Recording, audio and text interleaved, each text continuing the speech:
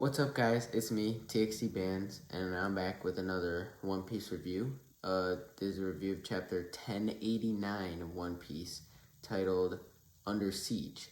The siege is referring to the Egghead Island incident. Egghead Island is not under siege yet, but it will be soon, which is made evident by the end of this chapter. And in this chapter, it jumps around like the entire world. In the first half, we see a bunch of reactions to like the major events that are all happening at once. And in the second half, we see Egghead Island and like all the Marines and the Straw Hats. And yeah, we see the Straw Hats for like the first time in months. So that's great. And after you like and subscribe, let's get right into the chapter. Like always, we'll start with the cover page. On this cover, it's a fan request. And there's kind of a lot going on. So Nami, she's working on her maps when a cow delivers her warm milk and a letter from Sanji. Sanji, who's in the window watching, wants her to come watch the stars with him out there. Nami essentially just denies his offer because she's busy. So that's kind of funny. And now we'll begin the actual chapter. It begins in Fuchsia Village, Luffy's old town where he was from before he became a pirate. And we see Makino and Whoop Slap talking about the news of Garp's disappearance.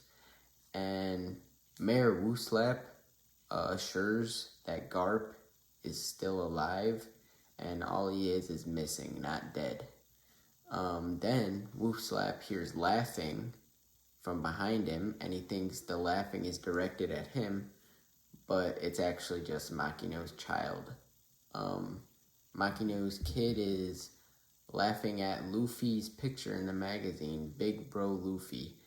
And then after that, we shortly cut to Dadan, who is also on like the same island in the Goa Kingdom as them, just not in the Fuchsia Village.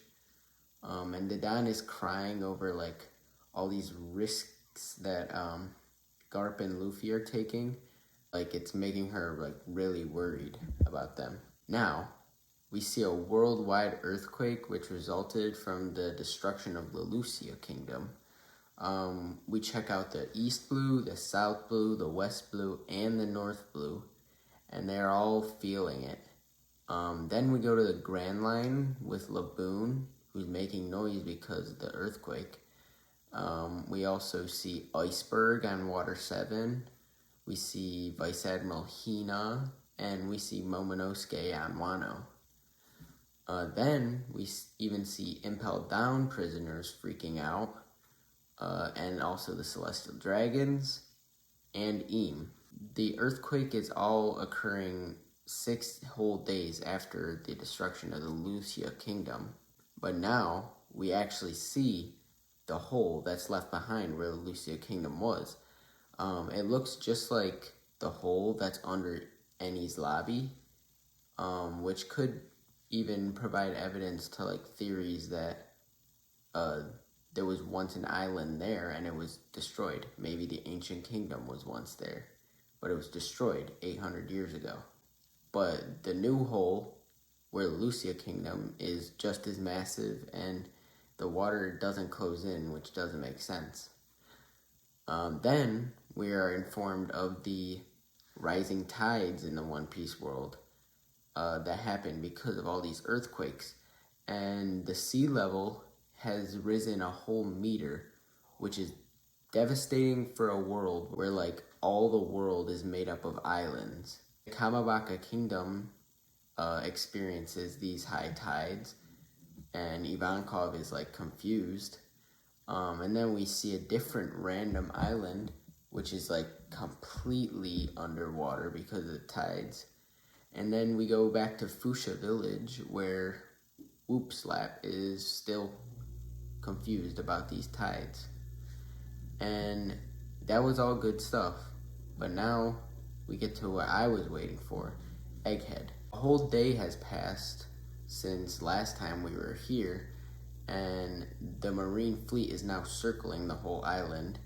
There are over 100 ships, 20 of which are like big battleships, and there are 30,000 Marines. This fleet is like so big that it puts a Buster Call to shame.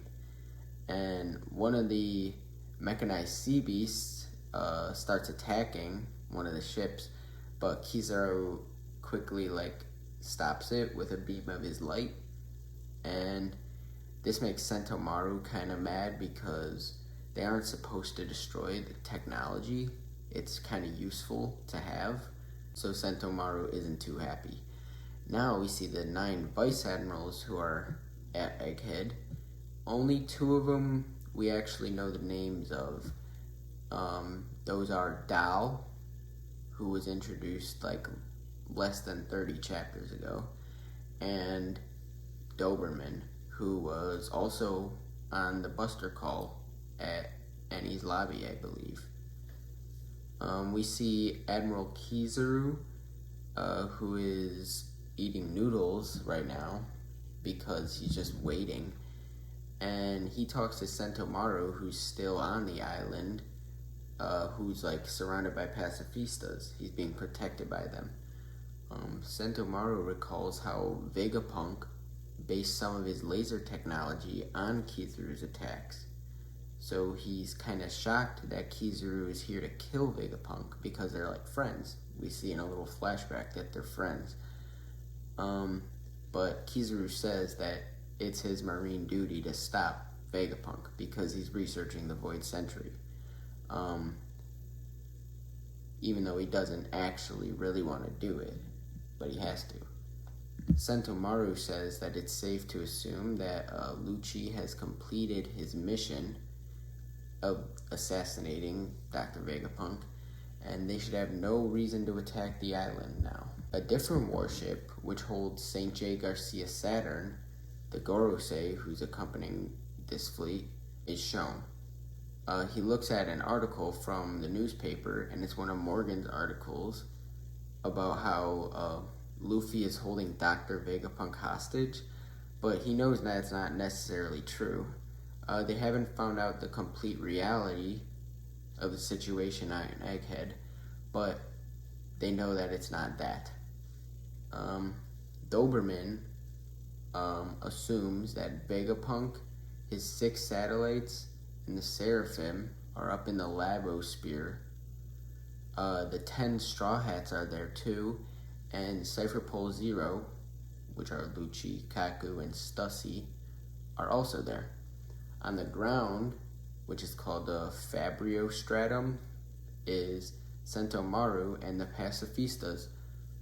They have the Cypher Pole agents who were captured a long time ago and imprisoned. They took them back. And again, the Marines have no clue what's going on in the Labosphere, but they know all those people are there. There was even an evacuation ship, but Saturn, as soon as he hears about that, he orders its destruction, sadly, so all the innocent people are probably gonna die. Doberman ends with stating that Bonnie is also on the island, but Saturn says it's fine to leave her alive because Kuma has done so much for them, and that's his daughter. And then, suddenly, there's a transmission from the island to Mary Joa. It's from York, the trader of the Vegapunks, and she talks to the Gorosei. So she's reasoning with them not to kill her, and her reasoning is that she went out of her way to tell them about the Stella body's research of the Void Century, so why should she die? She says that she survived this whole time because the Seraphim are under her control and they're protecting her. The Gorosei tell her that if she can replicate the Mother Flame that they used to destroy Lelucia, then she can leave safely. She has the Gorosei promise not to lay a finger on the lab because she'll need that to replicate the Mother Flame. And she also makes them promise to make her a celestial dragon, but after all of those conditions are met, they have a deal. But there's actually one more condition. York cries on the last page of the chapter, "Save me from Luffy." And the Gorosei, who thought that she was safe on the island waiting for them, are shocked. Then we see some of the Straw Hats, some of the Vegapunks, Lucci, and even Bonnie are in a room with York. We see Zoro holding a sword to her neck, and Usopp is holding the transponder snail, so they wanted her to make this message. The Straw Hats plan on using York as a meat shield to escape the island, but now they're actually going to be under siege from the Marines, like the title said. And that's the end of the chapter. It's good to see the Straw Hats again after this long time, but now they have to prepare for this big battle, this big confrontation with this Marine fleet. We'll see if their human shield plan works. I doubt it, but it might. We'll have to see in the next chapters. But besides that, we can't ignore the fact that like the One Piece world is in chaos right now with the earthquakes and the tides. But thanks to this chaos, we got to see some old characters, which I appreciate seeing. We saw like Whoop Slap, Makino, Dedan, Iceberg, just to name a few. But yeah, this chapter was overall great chapter. Like and subscribe if you made it to the end, and I'll see you in the next video. Bye.